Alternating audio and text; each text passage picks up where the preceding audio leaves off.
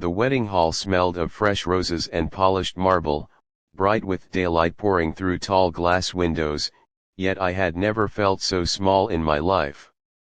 The guests were smiling, cameras flashing, soft music playing in the background, but my hands were shaking as if I were standing in a storm.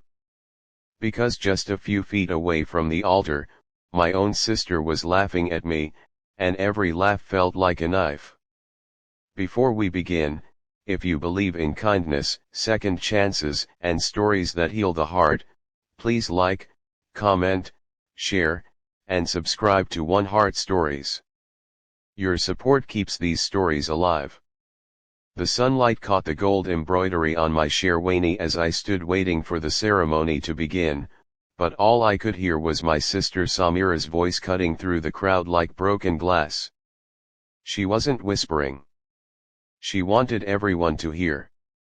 She reminded our relatives how I used to wear torn shoes to school, how I worked as a delivery boy, how I got lucky marrying someone from a better family. She laughed about how I once borrowed money from her and couldn't pay it back for months.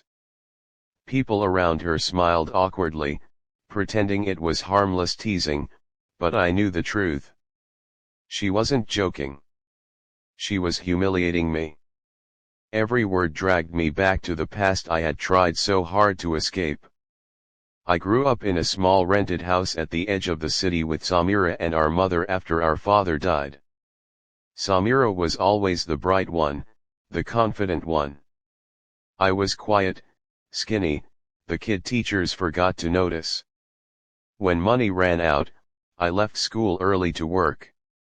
I carried boxes in the heat, delivered food in the rain, fixed broken fans for neighbors. I told myself it was temporary, that one day things would change. But years passed, and I still felt invisible. Samira married into wealth and moved away. When she visited, she came with branded clothes and sharp words. She treated me like I was a reminder of everything she wanted to forget. Still, she was my sister.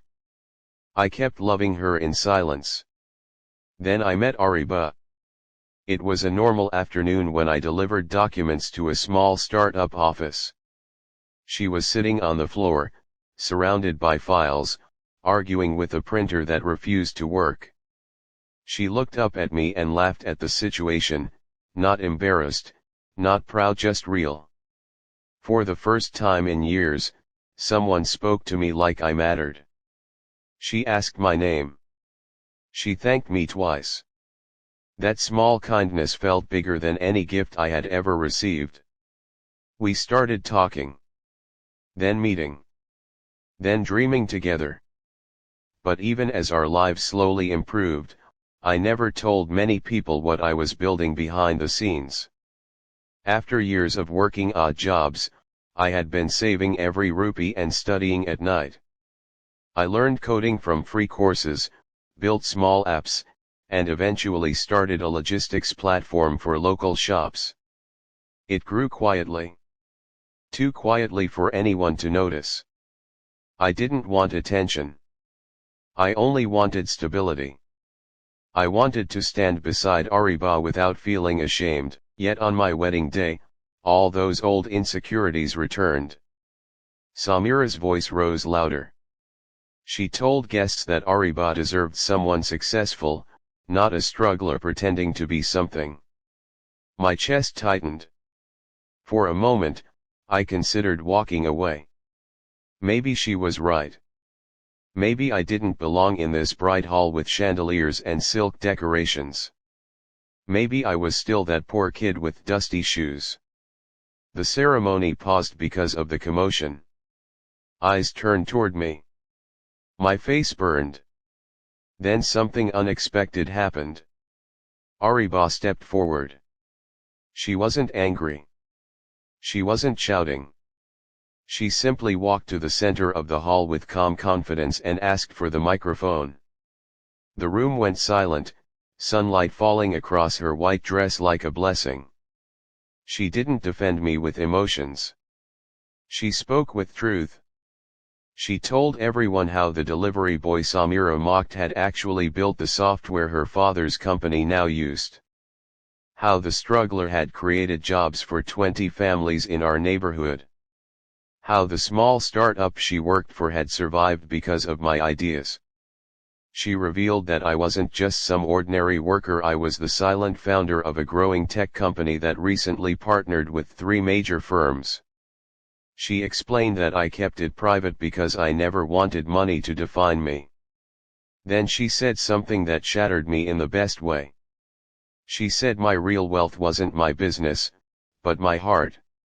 She said I was the man who gave his last salary to a sick neighbor, who fixed broken school desks for free, who never complained even when life was unfair. She said she didn't marry me for success. She married me because I made her feel safe. The hall fell completely still. Samira's smile disappeared. For the first time, I saw something in her eyes I had never seen before: regret. In that bright daylight, I realized something. I had spent my whole life trying to prove myself to others, especially her. But the only person I ever needed to be enough for was myself.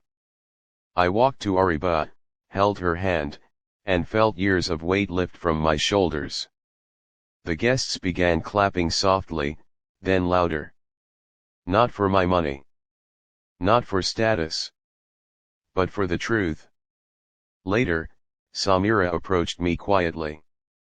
Her voice trembled as she apologized. She said she had been jealous, afraid that I would outgrow her. I didn't argue. I simply hugged her. Because sometimes forgiveness is the only way to heal old wounds. If this story touched your heart even a little, please take a moment to like, comment, and share it with someone who needs hope today. Your engagement helps these stories reach more people.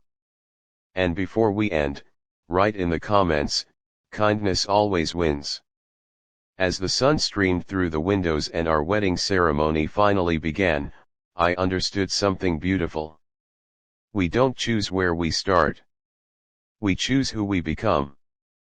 And sometimes, the people who doubt us the most are the ones who teach us how strong we really are.